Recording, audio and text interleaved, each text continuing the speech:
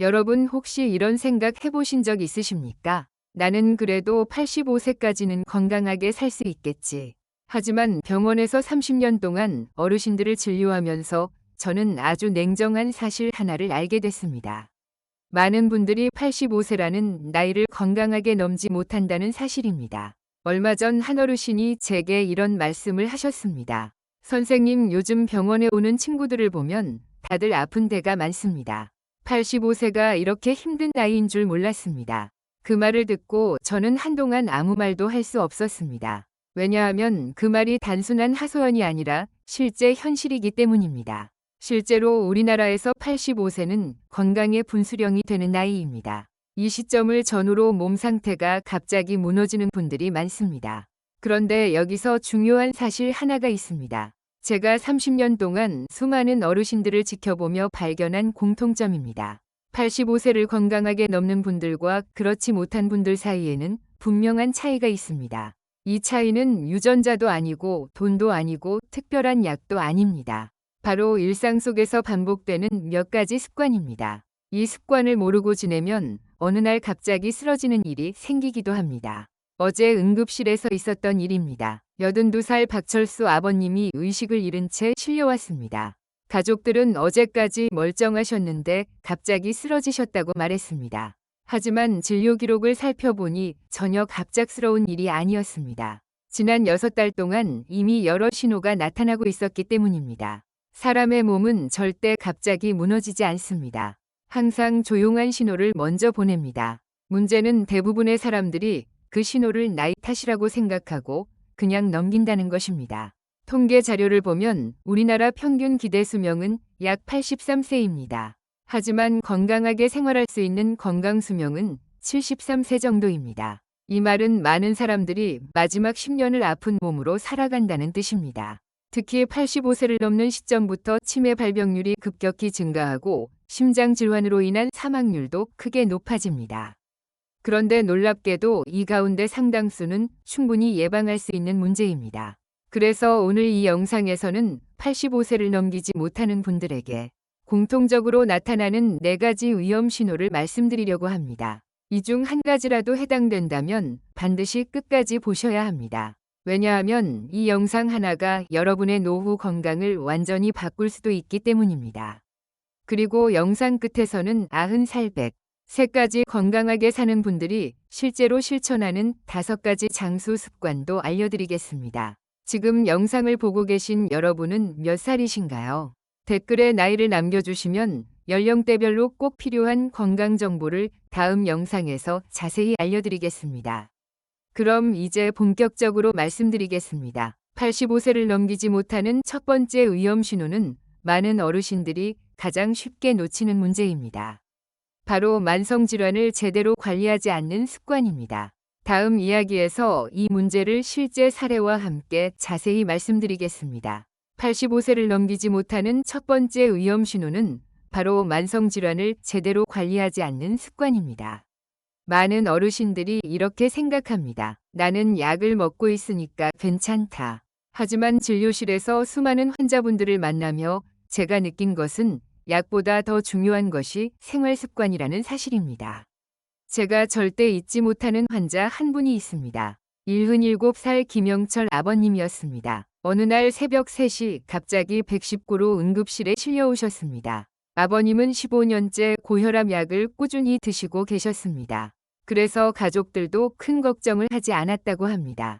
약을 계속 드시고 있으니 괜찮을 거라고 생각했던 것입니다. 하지만 생활은 전혀 관리되지 않고 있었습니다. 아침에는 짠 김치찌개를 드시고 저녁에는 소주 한 잔을 즐기셨습니다. 그리고 오랫동안 담배도 피우고 계셨습니다. 많은 분들이 이렇게 생각합니다. 약만 먹으면 병이 관리된다고 말입니다. 하지만 그날 밤 아버님의 혈압은 위험한 수준까지 올라갔고 결국 뇌출혈이 발생했습니다. 안타깝게도 아버님은 끝내 의식을 회복하지 못했습니다. 여기서 꼭 말씀드리고 싶은 사실이 있습니다. 고혈압, 당뇨, 심장질환 이 3가지는 노년기 사망 원인의 대부분을 차지합니다. 그런데 놀랍게도 상당수는 충분히 예방할 수 있는 질환입니다. 문제는 병이 아니라 관리 방법을 모른다는 것입니다. 그래서 딱 3가지만 기억하시면 됩니다. 첫 번째는 혈압을 재는 시간입니다. 혈압은 아무 때나 재는 것이 아니라 가장 정확한 시간이 있습니다. 아침에 일어난 뒤 1시간 이내 그리고 잠자기 전입니다. 이 두 번이 가장 중요한 시간입니다. 두 번째는 혈압 수치입니다. 혈압이 140에 90 이상으로 3번 연속 나온다면 반드시 병원에 가셔야 합니다. 많은 분들이 오늘만 높겠지 하고 넘기지만 이런 판단이 큰 사고로 이어질 수 있습니다. 세 번째는 염분 섭취입니다. 많은 분들이 생각보다 훨씬 많은 소금을 섭취하고 있습니다. 김치와 된장찌개만 먹어도 하루 권장 염분량을 쉽게 넘길 수 있습니다. 혈압약을 먹으면서 짜게 먹는 것은 브레이크를 밟으면서 동시에 엑셀을 밟는 것과 같습니다. 그리고 당뇨가 있는 분들은 한 가지 더 조심해야 할 것이 있습니다. 바로 과일입니다. 과일은 건강에 좋지만 당뇨 환자에게는 양이 매우 중요합니다. 사과 반개배 4분의 1 정도면 충분합니다. 그런데 많은 분들이 사과 1개나 배 반개씩 드시는 경우가 많습니다. 이렇게 되면 혈당이 계속 높아질 수밖에 없습니다. 그리고 마지막으로 심장질환의 중요한 신호를 하나 말씀드리겠습니다.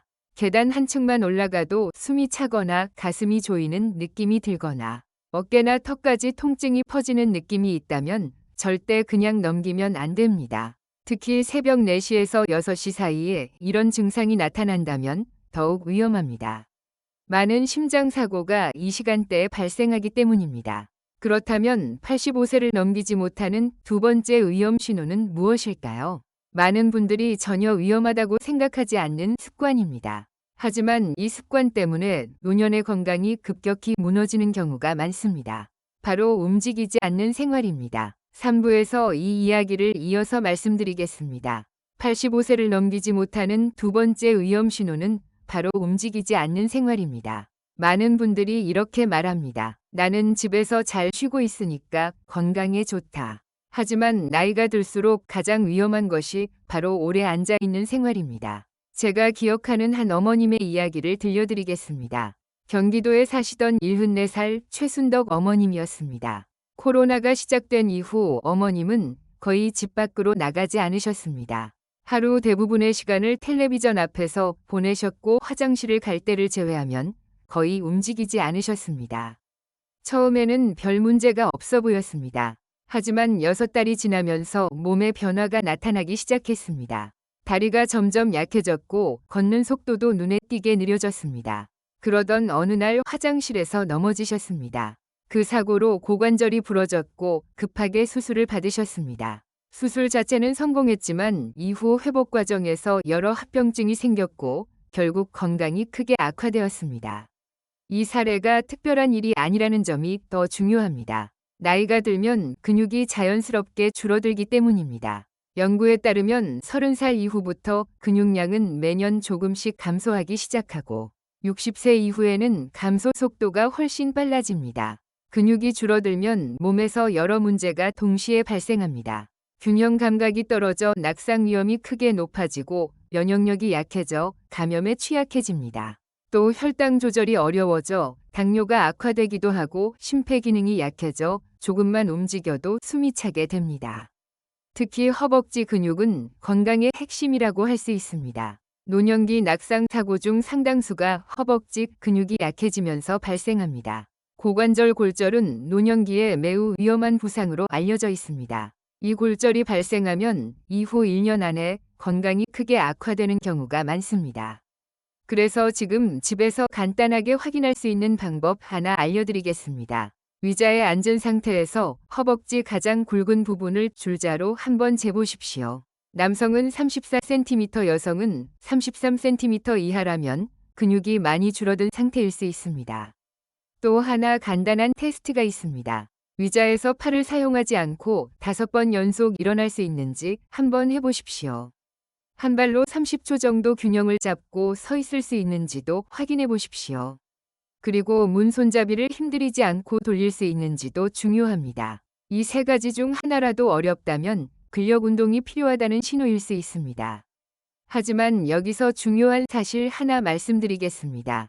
근육은 나이와 상관없이 늘어날 수 있습니다. 제가 진료했던 72살 김철수 아버님이 좋은 예입니다. 처음 병원에 오셨을 때 허벅지 둘레가 32cm였습니다.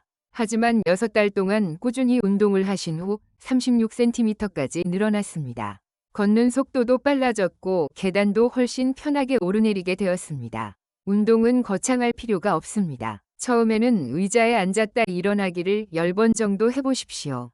그 다음에는 집안에서 제자리 걷기를 5분 정도 해보십시오. 익숙해지면 계단 한 층을 천천히 오르내리는 것도 좋은 운동이 됩니다. 그리고 가능하다면 하루에 한 번 동네를 천천히 산책하는 습관을 만들어 보십시오. 무릎이 아프신 분들은 물속에서 걷는 운동도 도움이 됩니다. 물의 부력 때문에 관절의 부담이 줄어들기 때문입니다. 그렇다면 85세를 넘기지 못하는 세 번째 위험 신호는 무엇일까요? 많은 분들이 건강과 크게 관련이 없다고 생각하는 문제입니다. 하지만 의외로 노년기 건강에 매우 큰 영향을 미칩니다. 바로 사회적 고립입니다. 이 이야기는 다음에서 계속 말씀드리겠습니다. 85세를 넘기지 못하는 세 번째 위험 신호는 바로 사회적 고립입니다. 많은 분들이 이렇게 생각합니다. 나는 집에서 조용히 지내는 것이 편하다.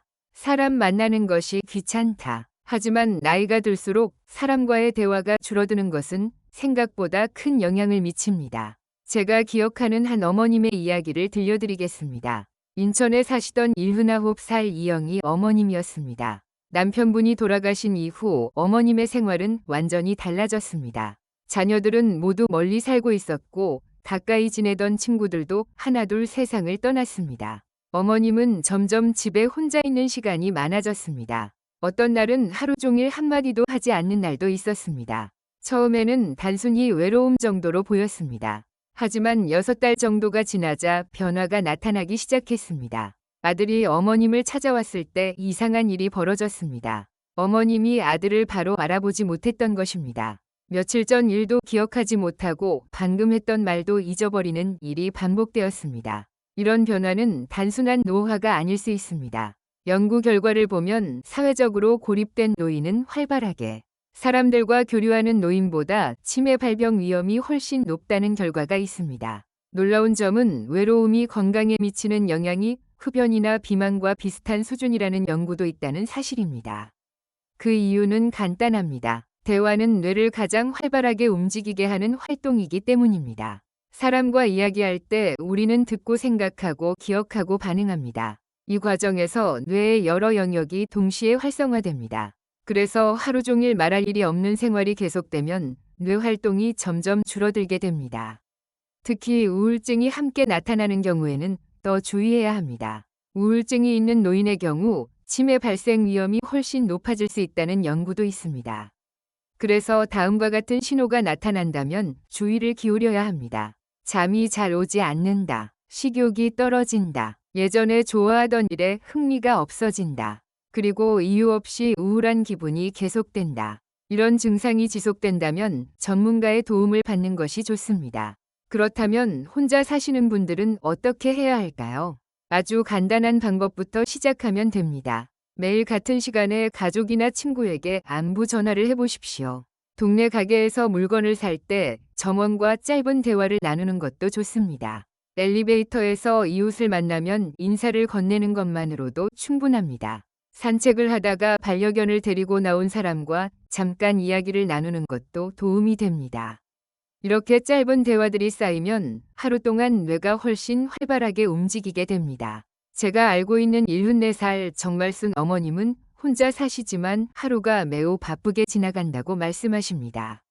아침에는 동네 빵집에 들러 사장님과 안부 인사를 나누고 오후에는 경로당에서 친구들과 시간을 보냅니다. 저녁에는 자녀들과 영상통화를 하며 하루를 마무리합니다. 어머님은 사람들과 이야기를 나누면 하루가 금방 지나간다고 말씀하셨습니다. 또 하나 좋은 방법은 지역 사회 프로그램을 활용하는 것입니다. 동네 복지관에서는 노래교실, 요리교실, 컴퓨터 교실 같은 다양한 프로그램이 운영됩니다. 도서관에서는 독서 모임이 있고 보건소에서는 건강 프로그램을 진행하기도 합니다. 종교 활동 역시 좋은 사회적 연결이 될 수 있습니다. 새로운 사람을 만나고 대화를 나누는 것만으로도 뇌는 계속 자극을 받게 됩니다. 그렇다면 85세를 넘기지 못하는 마지막 위험 신호는 무엇일까요? 많은 분들이 크게 신경 쓰지 않지만 몸을 서서히 약하게 만드는 문제입니다. 바로 영양 불균형입니다. 이 이야기는 다음에서 이어서 말씀드리겠습니다. 85세를 넘기지 못하는 마지막 위험 신호는 바로 영양 불균형입니다. 많은 어르신들이 나이가 들면 식사를 대충 하게 됩니다. 배가 많이 고프지 않기도 하고 혼자 식사를 하다 보니 간단하게 해결하려는 경우가 많기 때문입니다. 제가 기억하는 한 아버님의 이야기를 들려드리겠습니다. 대구에 사시던 81살 박만수 아버님이었습니다. 부인이 돌아가신 이후 아버님은 혼자 식사를 해결해야 했습니다. 평생 요리를 해본 적이 없었던 아버님은 매일 라면이나 김밥 같은 간단한 음식으로 끼니를 해결했습니다. 처음에는 큰 문제가 없어 보였습니다. 하지만 몇 달이 지나자 몸에 변화가 나타났습니다. 체중이 빠르게 줄어들었고 걷는 것조차 힘들어졌습니다. 병원에서 검사를 해보니 심각한 영양 부족 상태였습니다. 나이가 들수록 우리 몸은 단백질과 비타민을 더 필요로 합니다. 하지만 실제 조사 결과를 보면 많은 어르신들이 단백질과 비타민 D가 부족한 상태로 생활하고 있습니다. 단백질이 부족하면 근육이 빠르게 줄어들고 몸의 균형이 무너지면서 낙상 위험이 커집니다.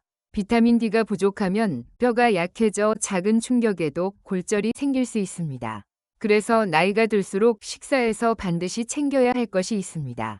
바로 단백질입니다. 아침에는 달걀이나 우유, 점심에는 생선이나 두부, 저녁에는 닭고기나 콩 같은 단백질 식품을 꼭 포함하는 것이 좋습니다. 많이 먹을 필요는 없습니다. 적게 먹더라도 단백질만큼은 꼭 챙기는 것이 중요합니다.